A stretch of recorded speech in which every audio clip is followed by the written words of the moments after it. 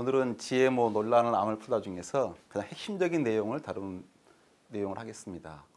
지난번에 사실은 1시간 반, 1시간 반 해가지고 3시간짜리 GMO에 대해 알아야 될 모든 내용을 정리해놨고요. 이제 소비자가 반드시 알아야 될 핵심적인 내용만 오늘 30분 이내로 간단히 정리해서 말씀드리겠습니다.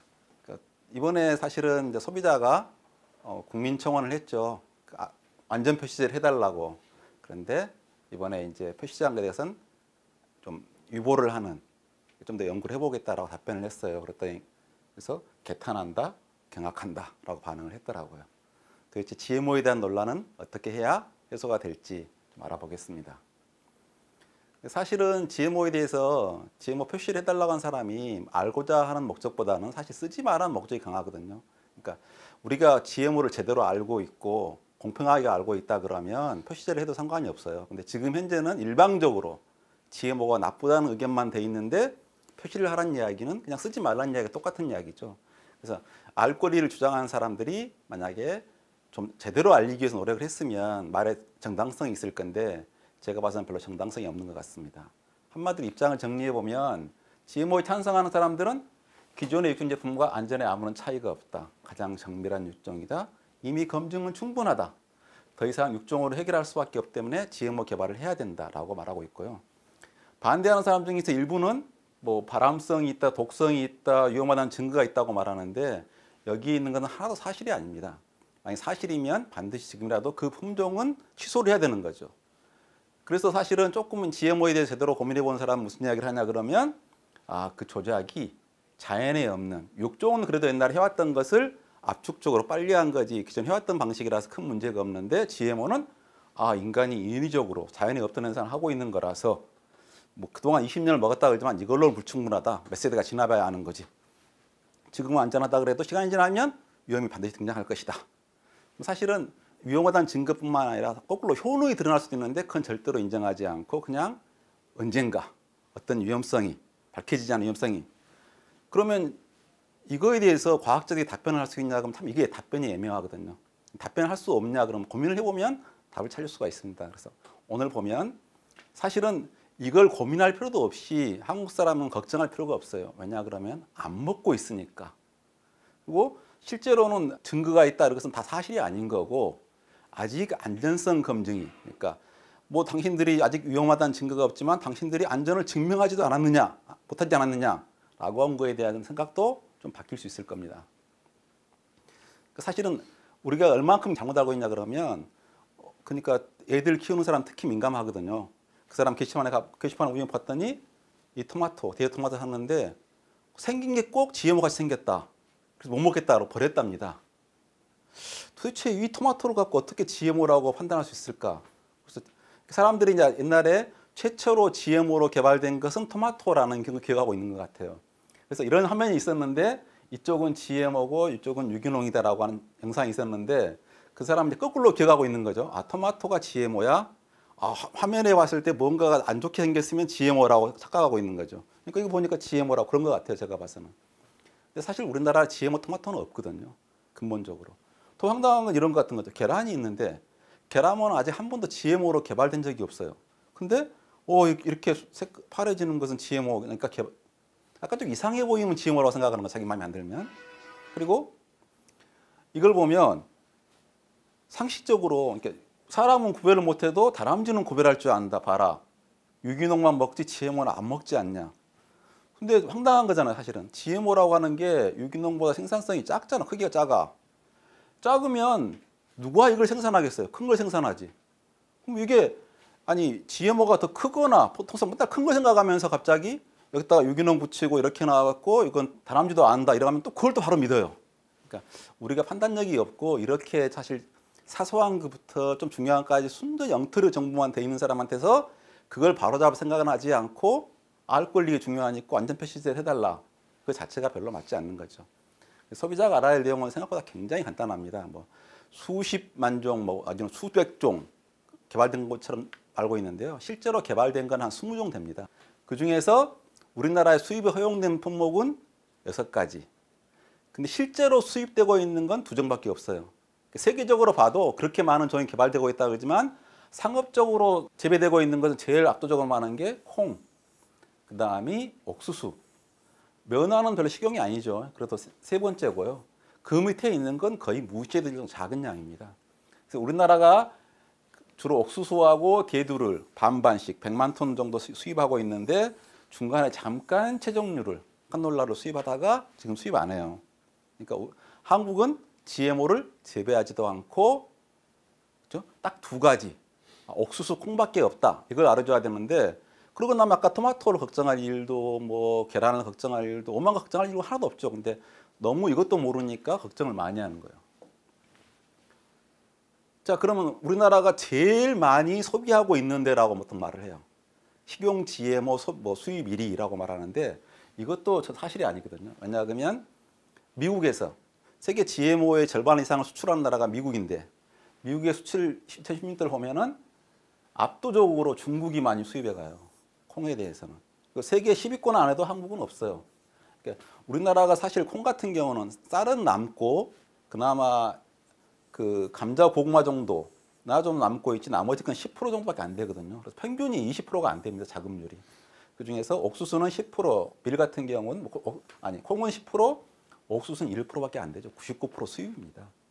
그래서 우리나라는 그나마 그죠?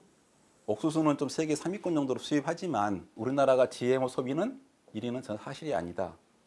그러면 GMO 소비 1위 나라가 어딜까요? 그 나라 말을 꼭 안 하더라고. GMO 소비 1위 국가는 미국입니다.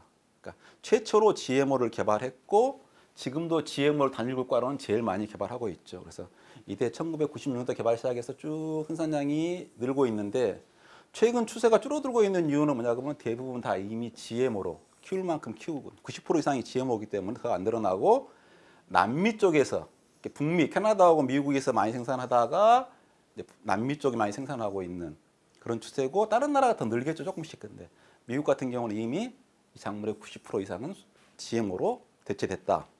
그러면 혹자는 또 GMO로 만든 건 다 수출해버리고 뭐 유기농만 자기가 먹고 있지 않냐. 그것 사실이 아니고요. 여기 콩 같은 경우는 46%는 수출하고 54%는 자기가 소비하고 있고요. 여기 옥수수 같은 경우는 거의 90% 가까이. 이때는 조금 더 수출을 작게 했던 것 같고요. 보통 한 10, 5%? 많을 때 20%까지 수출하니까 거의 80% 정도는 자기가 소비하고 20% 정도만 수출하고 있는데 그 양으로도 세계 시장을 다 커버할 정도로 많은. 그러니까 농업 대국이죠. 사실 미국 같은 경우가. 그러면 지금까지 미국은 그러면 뭘 했겠냐?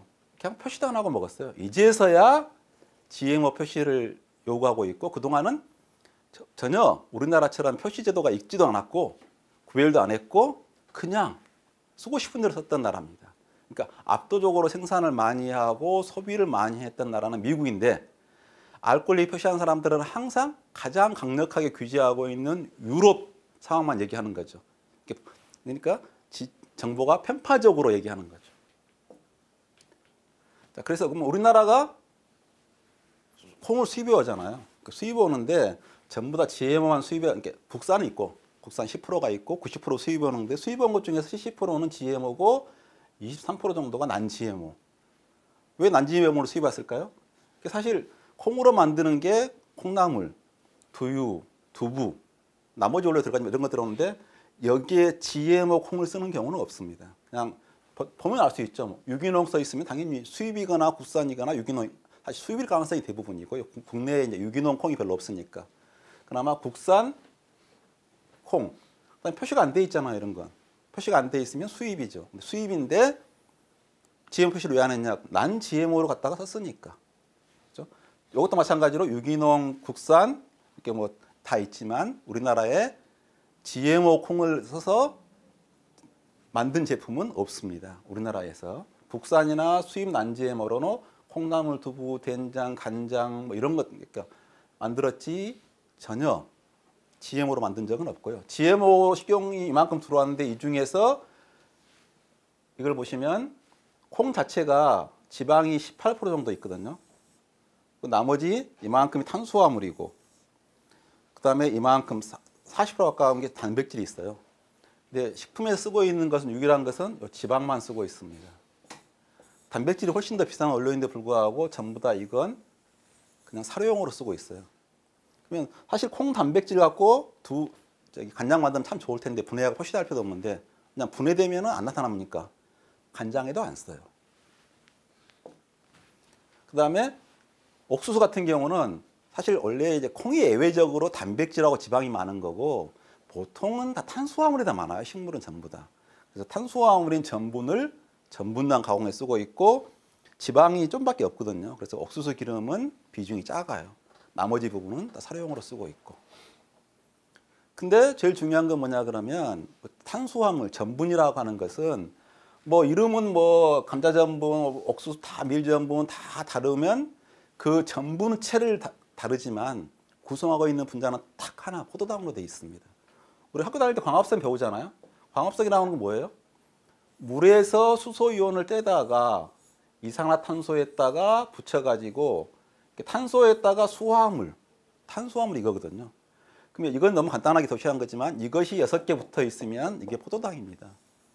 어떠한 생명체든 어떠한 식물이든 이 광합성, 그러니까 우리가 저 식물이 낸 산소가 다르고 저 식물이 난 산소가 다르고 그러지 않잖아요. 학교 다니 배울 때 광합성 하나를 배우지 뭐 독버섯의 광합성 따로 배우고 그런 거 없잖아요. 똑같습니다. 그래서 어느 식물이 낸 산소든 어느 식물이 만든 포도당이든 포도당 자체는 똑같은 거고 포도당 자체가 사슬을 이루고 있는데 얼만큼 길게 있느냐, 사이드 체인이 많냐에 따라서 그 전분 자체 특성은 약간 다르지만 실제로 우리가 소비하고 있는 것은 전분 별로 안 쓰고 있고요. 전분을 불회한 포도당, 과당 이것만 쓰고 있기 때문에 이건 GMO 여부와 아무런 상관이 없어요.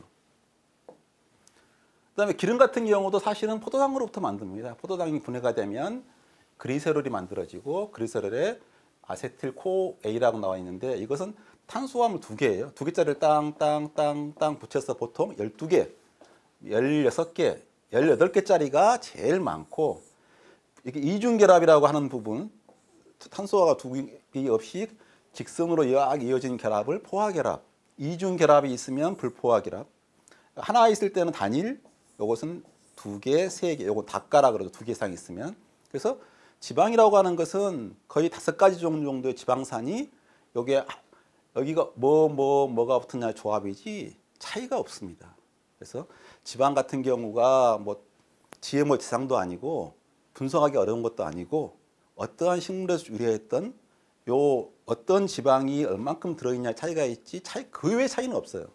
그래서 우리가 GMO라고 하는 것은 그죠? 단지 바뀌는 게 뭐냐? 단백질. GMO의 진이 유전자잖아요. 그러면 우리 몸속에 유전자가 들어있는데 유전자가 DNA 하슬이 엄청나게 깁니다. 엄청나게 긴 것 중에서 상당히 긴 부분. 이렇게 30억 개가 있으면 요건 뭐 몇백 개, 몇천 개가 하나의 유전자를 이루는데 요것은 네 가지 핵사하는 게 있어요. 그래서 핵산을 갖다가 RNA에 연결하고 이쪽 RNA 3가지 순서가 하나의 아미노산을 코딩하거든요.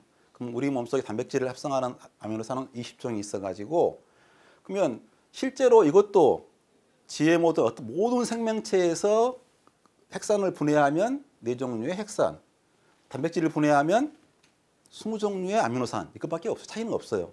근데 유전자라고 하는 것은 GMO라고 하는 것은 이 유전자 하나를 새로 추가한 거고 추가하면 한 개의 단백질이 만들어지는 거라서 식품의 주성분은 물이고요. 물이 바뀔 리는 없잖아요.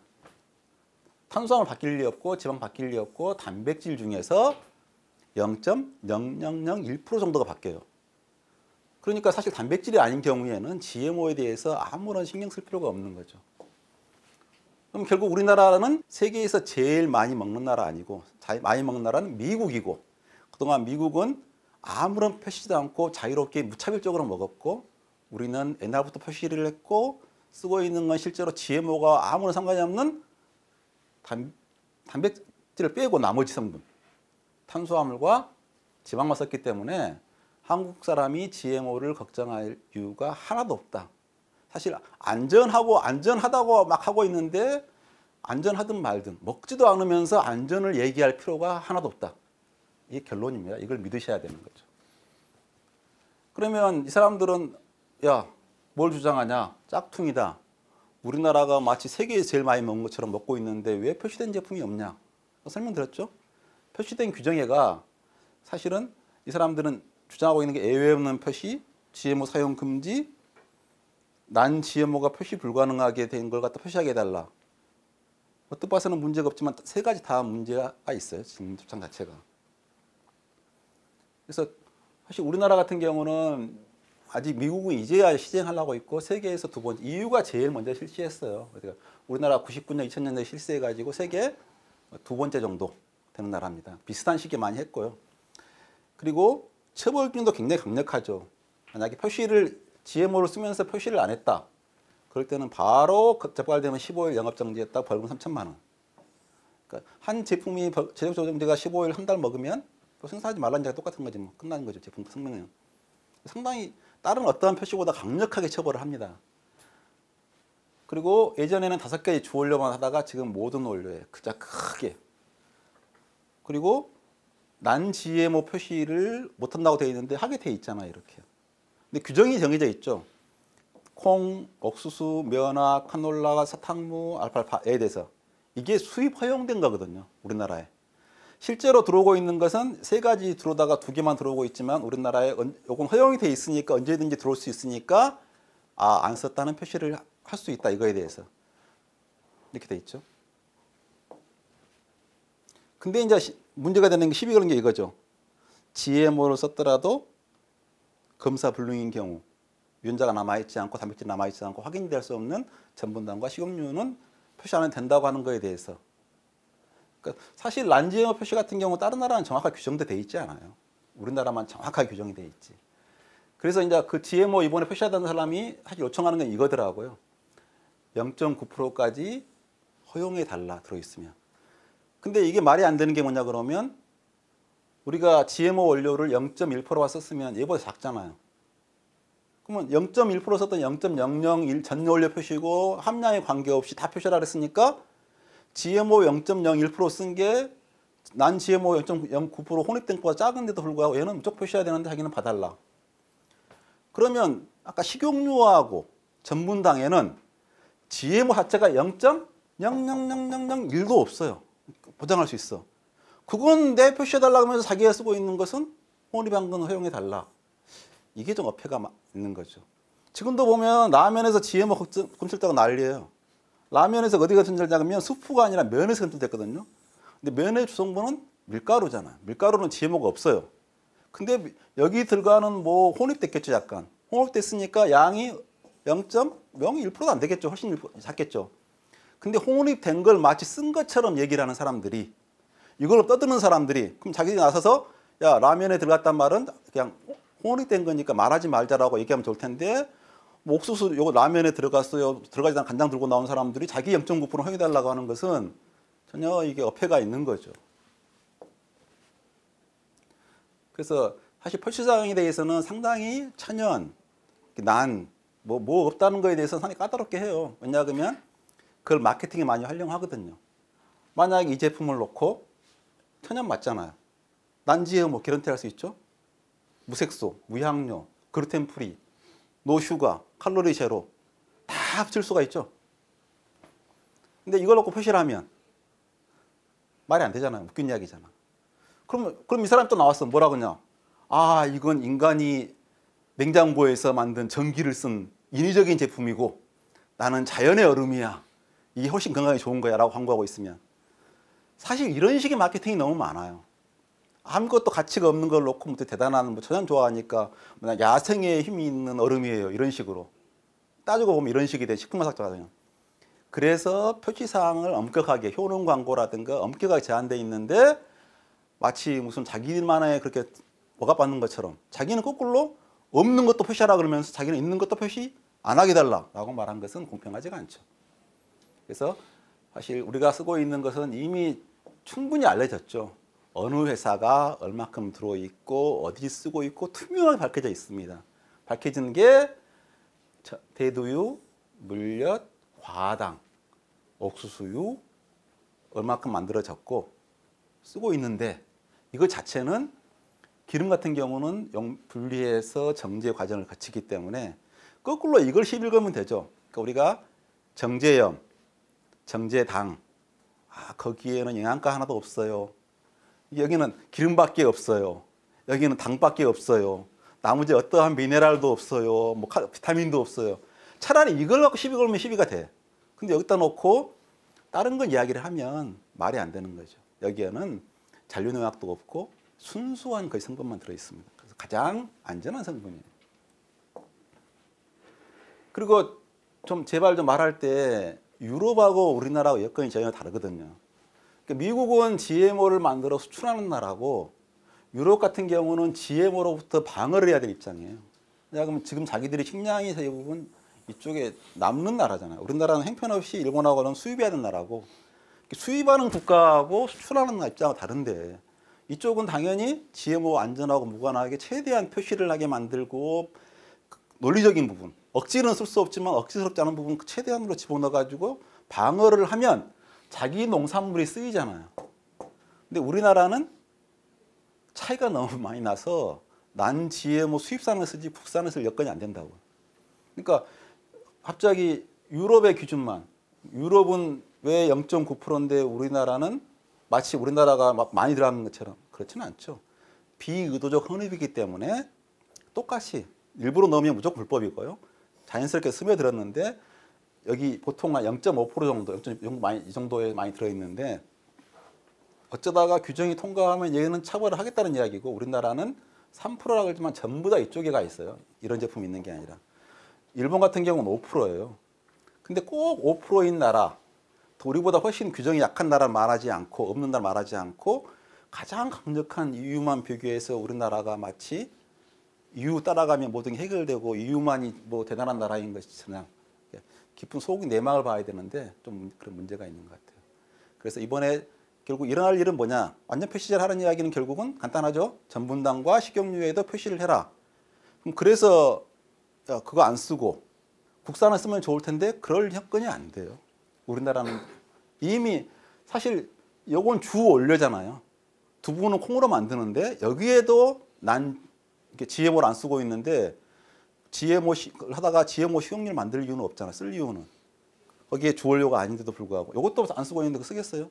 그러면 결국은 그만큼 물가만 올라가고 그만인데 물가 인상률이 없다고 말하는 건 도대체 무슨 말인지 모르겠어요. 그러니까 GMO, 난 GMO하고 GMO는 당연히 가격 차이가 있으니까 누가 싫어하는데 이거 굳이 이만까지 들어가면 쓰겠어요. 가격 차이가 나니까 이거 쓰이고 있는 건데 물가 인상률이 없다는 이야기는 결국은 식품회사가 독박사라. 그냥 비싼 거 쓰고 물가 올리지 말아라. 똑같은 이야기죠. 그러니까 그런 비논리적인 말은 안 하는 게 좋을 것 같아요. 그래서 우리나라에서 GMO 표시를 하면 우리나라는 똑같은 품질의 제품을 안전이 좋아지거나 품질이 좋아지는 거 하나도 없이 비싼 제품을 쓸 뿐이다. 그리고 지금 현재 이것만 표시를 하면 될 것처럼 보이지만 실제로는 GMO 효소가 많이 쓰이고 있고요. 그 효소를 이용한 제품도 많이 있어요. 유럽 같은 경우 축산물에 쓰고 있는 게 GM 사료 많이 쓰죠. 거기에 쓰고 있는 치즈 만들 때 쓰는 효소가 응유 효소가 다 GMO로 만들어진 겁니다. 그 미생물이 그 효소를 만들 이유가 없잖아요. 그걸 갖다가 써서 만드는 치즈 이런 거 축산물에도 전혀 표시할 생각이 없어요.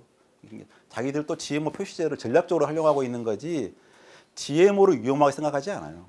그러니까 GMO에 대해서 가장 강력하게 안전성을 주장하고 입증하는 나라는 미국이 아니라 유럽 쪽이에요. 오히려. 앱사라든가 이런 쪽이 가장 적극적으로 나와서 GMO 안전성은 공증을 해요. 어느 데는 간에 체계적인 연구를 통해서. 그런데 자기들이 GMO 농산물이 자기가 보호할 필요가 있으니까 그걸 하고 있는 거죠. 그래서 우리나라는 사실 이미 지금도 표시사항이 너무 복잡하고요. 표시사항이 오히려 더 소비자의 올바른 판단을 하는데 도움을 안 되고 있습니다. 엄청나게 많은 첨가물이 들어있죠. 이 제품 무슨 첨가물일 것 같으세요? 아기들이 먹는 분유배합입니다. 그러니까 비타민, 미네랄, 아미노산이 다 첨가물이기 때문에 종류도 많이 교청한 만큼 첨가물 종류가 많이 들어있는 거죠. 첨가물이 나쁜 것도 아니고 표시사항이 많다고 해서 나쁜 제품 아닙니다. 자, 그러면 언제 표시사항이 어떻게 바뀌었길래 이 원료를 보니까 갓소, 간단한 우동이에요. 근데 한데 갓소라는 이름이 가소가 29번 들어가더라고요. 한 장 표시상에. 근데 실제로 찾아보니까 갓소가 몇 번 들어가다 봤더니 딱 한 번 들어갔어요. 갓소 나베 소스라고. 여기서부터까지는 그 원료 안에 포함된 원료예요. 포함된 원료 중에서 또 포함되어 있고 또 포함되어 29번 들어간 거지 실제로 들어간 원료는 소맥분, 변성전분, 갓소소스, 그다음에 소금 뭐 밀가루, 그루텐, 옥수수 요것밖에 없어요. 근데 요금은 또 왜 안 팔아놨는지 모르겠네. 그리고 우리나라가 주장하는 좋다고 하는 원산지 표시 다 돼 있잖아요. 가스분바 인도네시아. 근데 어디에 국산이 있나요? 처음에 원산지 표시할 때는 국산 소비를 독려하기 위해서 좋다고 했는데 지금은 자 가스오 차라리 여기 보면 어디가 쓰냐면 중국산 쓰고 뭐 인도산 쓰고 필리핀산 쓰죠. 한국이라는 거 하나도 안 쓰고 외국산 쓰는 거에 대해서 하등의 국산품 역할을 못 하고 있어요. 진짜 누가 좋은 가스오를 만들었어. 이 회사에 쓸 수 있을 것 같아요? 만약에 이렇게 이렇게 필리핀산, 인도네시안 국산 쓰면 그것도 처벌됩니다. 원산지 표시 위반이니까 사기범 돼요. 그러니까 식품회사들이 생각할 때 원료가 좋은 원료를 쓴 게 아니라 공급이 안정적인 걸 우선 검토를 해요. 중간중간에 들쑥날쑥한 것은 우리나라에 뭐가 남았다 그래도 중소기업 같은 게 특히 그렇죠. 왜냐하면 포장지를 한 번 만들면 몇 달치, 어떨 때는 몇 년치도 될 수도 있어요. 하고 인쇄를 하고 나면 여기 바꿔지면 국산이 남는다 국산 쓰면 불법이에요. 그러니까 사실은 표시사항을 통해서 무슨 국산품을 더 쓰게 만든다 이런 내용이 얼마큼 허황된 내용인지 생각해 보셔야 되는 거죠. 그리고 소비자를 위해서 옛날에 알러지 표시를 하다가 11개를 하다가 뭐 또 추가를 했다가 지금 22종으로 잣까지 해가지고 22종이 되는 것 같더라고요. 그럼 표시가 늘어나면 안전이 늘어날까요? 자, 이건 고구마 전분 딱 한 가지 원료를 썼는데 표시사항에가 이렇게 쓴 원료들이 제조하고 있습니다. 그럼 이 사람은 도대체가 이걸 알러지가 있으면 이제 토마토 알러지가 있으면 먹어야 돼요? 안 먹어야 돼요? 식품회사는 굳이 그 사람을 위해서 보장 못 해주겠다. 그럼 안전하게 그냥 혹시 그것 때문에 근다고는 모르겠지만 이렇게 쓰고 있는 거예요. 그래서 지금 현재는 사실은 소비자한테 도움이 되는 안전 표시가 돼야 할 텐데 전혀 원래 취지에 맞지 않게 과도한 표시만 일어나고 있다. 그럼 GMO 같은 경우도 지금 현재는 GMO 표시하라 그러면 GMO를 안 쓰는 쪽으로 하겠죠. 어느 순간 안 되고 쓰기 시작하면 갑자기 그걸로 다 도배돼 버릴 수 있는.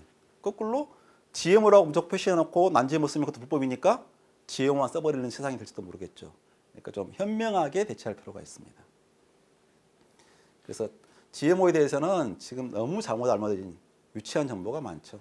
그러니까 GMO 제일 유치한 게 유전자 변형된 식품을 먹으면 내 몸에 유전자가 변형돼서 암에 걸릴 거야. 이런 말도 통하고 있어요. 얼마나 유치한 소리인지. 그러면 벌레 먹으면 벌레 되고 번데기 먹으면 번데 되고 말이 안 되잖아요. 풀 먹으면 풀 되고. 근데 그 말을 마치 사실인 것이냐 믿고 있어요.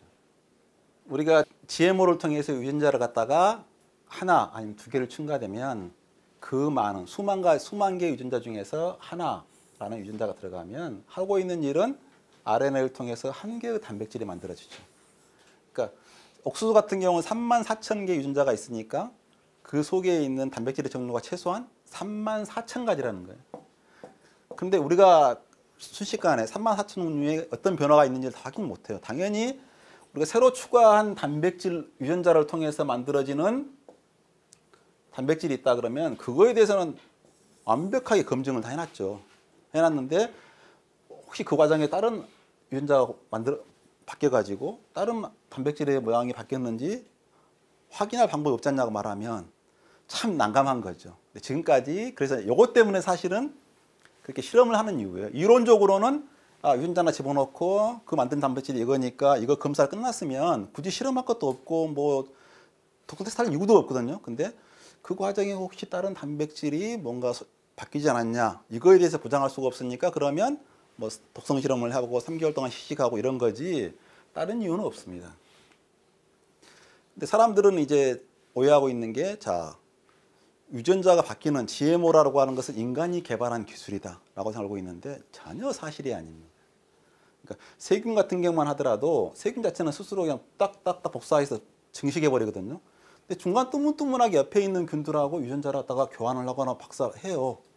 그러니까 내성균이라고 하면 갑자기 내성균 유전자가 생기는 게 아니라 다른 균에 있는 내성균 유전자를 받아가지고 자기가 살아남는 거지 갑자기 내성균 유전자가 창조되지 않습니다. 그러면 폐렴균이 있다 그러면 폐렴균이 살균을 했어요. 죽은 토막이 시체야. 그럼 DNA가 남아있겠죠. 그러면 여기 멀쩡한 균이 그 유전자를 받아들여가지고 독성 폐렴균이 되는 균도 있어요. 독성균이. 그것처럼 세균 같은 경우는 유전자가 마음껏 왔다 갔다 해요. 더 심한 경우가 뭐냐면 바이러스. 세균보다 바이러스가 훨씬 많거든요. 바이러스 중에서 자기 유전자를 집어넣고 요 세포 안에 포함시켜버리는 경우가 많아요. 그러니까 얼마나 많이 포함시켰냐 그러면 요즘 최근에 각광받고 있는 기술이 유전자 가위라는 기술인데 자기 유전자를 지키기 위해서 외부에 들어있는 유전자를 잘라내는 거예요. 기억했다가 계속. 그 정도까지 바이러스에 의한 유전자의 침입이 많습니다. 그래서 사람들은 우리가 이렇게 부모로부터 유전자 반쪽, 요거 반쪽, 엄마로부터 반쪽, 반쪽에서 이렇게 요거만 생각하고 있는데 유전자 이정만 생각하고 있는데 이건 못지않게 이렇게 바이러스라든가 외부 유전자도 많이 오고 있다는 사실을 알아야 되고요. 우리가 유전자 작물을 개발한 기술이 다 거기에서 온 생명에서 온 자연에서 온 기술이지 인간이 개발한 기술이 아닙니다. 그러니까 지금까지 육종을 한다 그러면 빨간 쪽이 좀 원하지 않는 것이고 이쪽이 원한다 그러면 두 가지 교배를 시켜보면은 원하는 쪽만 쫙 나와 있는 걸 만들 수 있을 거잖아요. 그럼 시행착오를 굉장히 많이 해야 되겠죠. 그러니까 처음에는 어떻게 잘 되겠지만 중간에 빨간색 하나를 제거하기 위해서는 점점 확률적으로 이쪽이 더 말짱한 거니까 하면 나빠질 좀 많지만 인간이 대단하잖아요. 한꺼번에 수천 개, 수만 개 실험해가지고 또 우리나라 같은 경우는 1년에 작물을 한 번 키우지만 더운 나라 가면 3번 키울 수 있거든요. 남반구 가면 또 3번 키울 수 있어요. 육종하는 사람들은 1년에 수만 번, 수십만 번의 실험을 해가지고도 골라내요. 근데 이제 문제가 뭐냐 그러면 유전자가 그죠? 사실은 처음에 이제 이렇게 하면 뭐냐 그러면 결국 시행착오가 많이 걸리고 다른 건 다 좋아. 이쪽이 좋은데 딱 이거 하나만 이쪽에 진짜 쓸만한 유전자가 있어. 그럼 이걸로 교배를 하면 빨간 쪽이 많이 오염이 되겠죠. 확률이 시간이 많이 걸린다. 근데 이것만 딱 꿈의 기술이겠죠. 딱 따다가 이렇게 붙이면 그게 GMO 기술인 거죠. 그래서 처음에는 이론적으로 엄청난 효과를 받았죠. 원하는 유전자를 마음대로 옮겨올 수 있으니까.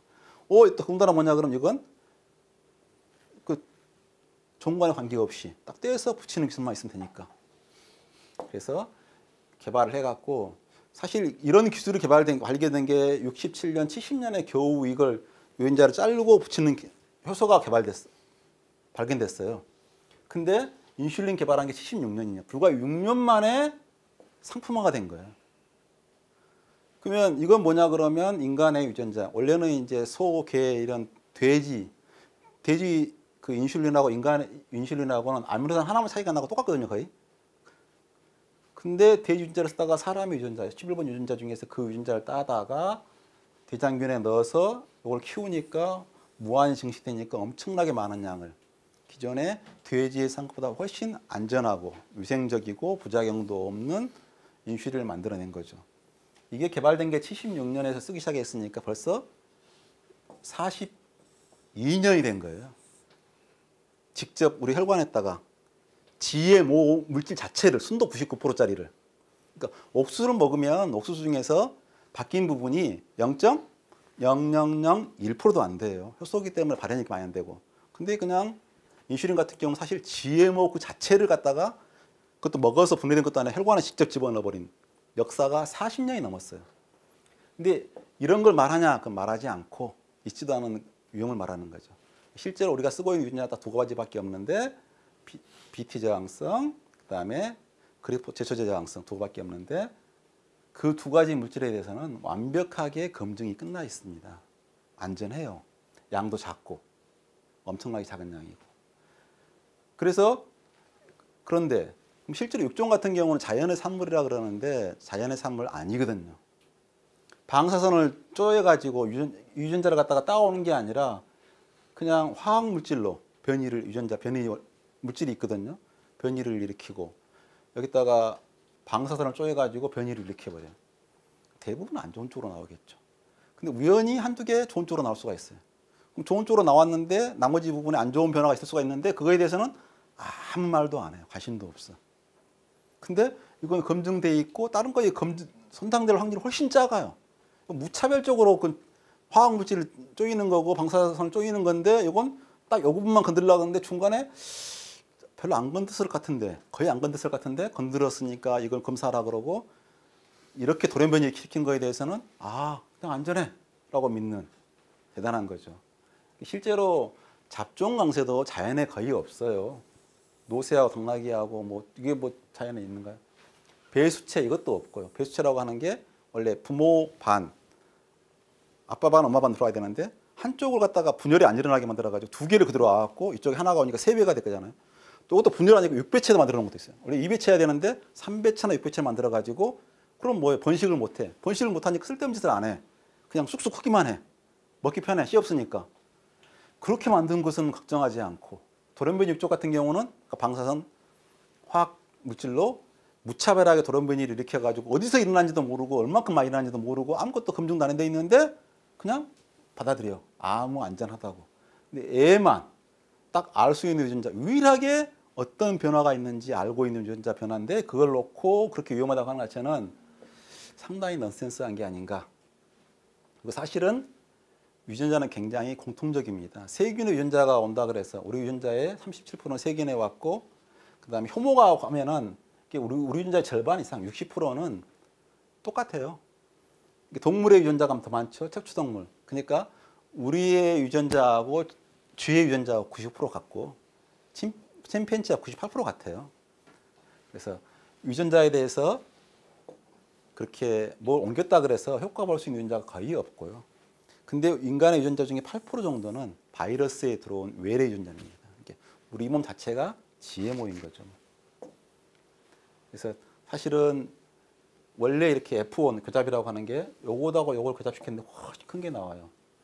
근데 이건 아무 효과나 그런 나온 게 아니라 딱 품종이 제한돼 있어요. 그러니까 따로 이걸 키우고 육종 회사에서 이걸 교잡시켜서 딱 이걸 할 수 있는 씨앗을 만들어서 파는 거 있는 거죠. F1. 그다음에 어떤 식물의 몸을 딱 잘라버려. 던강. 그리고 전혀 다른 식물의 몸을 딱 붙여놔. 이게 자연에 이런 거 있을 수가 있어요? 그다음에 배추하고 무하고 교잡이 일어나나요? 인간이 교잡을 해갖고 만들었잖아요. 토마토하고 당근하고 같이 남을 수 있나요? 이걸 놓고 GMO라고 그런 거 보면 참 이해가 안 되는 사람들이에요. 아니 깃털이 없는 거에다가 깃털이 나면 GMO를 할 수 있죠. 새로운 유전자를 집어넣어서 기능이 있으니까. 근데 깃털이 있던 거에 깃털이 없어졌으면 뭐 유전자가 돌연변이라 망가진 거지 왜 추가한 거라고 생각하냐고. 그러니까 하여간 사람들이 그저 마음에 안 들면 GMO라고 하는 거지. 잠깐만 생각해 보면 아 GMO님은 새로운 유전자를 집어넣었으니까 새로운 기능이 구현돼야지 GMO지. 아 있던 게 없어졌으니까 이건 뭔가 좀 그런 거네.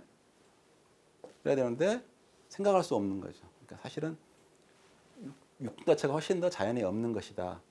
그리고 결론적으로 말하면 사람들이 이번에 처음으로 GM 연어가 승인됐거든. 동물종으로. 식물만 승인되다가 식용으로. 그러니까 와 괴물 연어라 그러는데 이 연어는 사실 거의 연어예요. 둘 다. 미생물에서 온 것도 아니고 식물에서 온 것도 아니고 거의 비슷한 식물에서 왔는데 이걸 왜 집어넣냐 그러면 연어가 겨울철에는 성장 호르몬이 안 나와서 안 자라고 안 커요. 그러니까 양어장에 갖다 놓고 반년을 가만히 놔둬야 되는 거지. 근데 양어장 같은 경우 사료를 줄 수가 있잖아요. 그럼 사료를 줄 테니까 자라라고 성장 호르몬만 계속 나오게 한 거예요. 그러니까 아무것도 아니잖아요. 그냥 성장 호르몬이 나오는데 겨울철에 안 나오는 걸 나올 수 있게 거의 비슷한 생물에서 뭐 이게 뱀에서 온 것도 아니고 식물에서 온 것도 아니고 바이러스에서 온 것도 아니고 뭐 아무것도 아니라 그냥 교잡을 빨리 한 거하고 비슷하잖아요. 근데 어차피 이 기술만 그냥 GM 기술로 잘라다 붙여넣었어. 그래서 이 개발하는 사회에서는 금방 승인 날 줄 알고 대기하고 있었는데 승인이 26년 동안 안 나는 바람에 망했어요. 근데 이걸 보고 나서 사람의 사실은 마음의 저항감 때문에 시간이 이렇게 많이 걸린 거죠. GMO라는 것 때문에. 발명할 때문에. 그런데 다른 사람들이 여기다가 무슨 뭐 코브라 독사의 유전자를 어디다가 집어넣느니 넙치의 유전자를 갖다가 딸기에 집어넣느니 이게 말이 되냐고요. 그 짓을 하면 안전성과 관계없이 승인해 주겠냐고. 이런 모습도 봤는데. 그러니까 터무니없는 주장. 그래서 식품회사 개발하는 사람들이 이렇게 상식적이지 않은 개발하지 않으니까 상식적이지 않은 주장에 대해서 너무 공포감을 갖지 않았으면 좋겠습니다. 그래서 식품의약청에서 매년 5천억의 비용을 써서 안전성을 보증하는 시스템을 개발해요. 그걸 통해서 GMO도 평가하고 첨가물도 평가하고 식품도 평가하고 약도 평가를 한다고요. 그러면 그 기준 중에서도 GMO 같은 상당히 엄격한 기준을 통과했는데 그걸 놓고 무작정 부신한다는 이야기는 새로운 아파트, 새로운 약 아무것도 믿으면 안 되지 뭐. 사실 그 사람들은 이야기하고 있는 거예요. 뭐냐 그러면 이 아파트가 언제 무너질지 모른다. 무너질 수 있잖아요. 지진 일어나면. 근데 다른 것하고 비교해서 이게 부실해졌거나 뭐 구조 안 좋은 게 발견되면 이 아파트 무너질 수 있다 말하는 가치가 있는데 남들보다 튼튼하게 만들어 놓고 해놓은 걸 놓고 아 이건 언제 부서질 줄 몰라요 말한다고 하는 것은 전혀 그 사람들을 위해서 주는 정보가 아니죠. 그러니까 GMO에 나와 있는 이야기들은 거의 100%가 소비자한테 알아야 될 걸 알려주고 도움이 될 정보가 아니라 그냥 공포감만을 주기 위한 정보입니다. 그래서 아까 말씀드린 것처럼 우리나라 사람들은 GMO가 안전하다고 하는데 그걸 안 믿는 것까지 자유예요. 근데 우리나라는 아예 GMO 성분을 먹고 있지 않기 때문에 GMO에 대해서 관심을 가질 필요도 그에 대해서 신경 쓸 필요가 없다. 이것만 좀 받아들였으면 좋을 것 같습니다. 이상입니다. 끝. 네.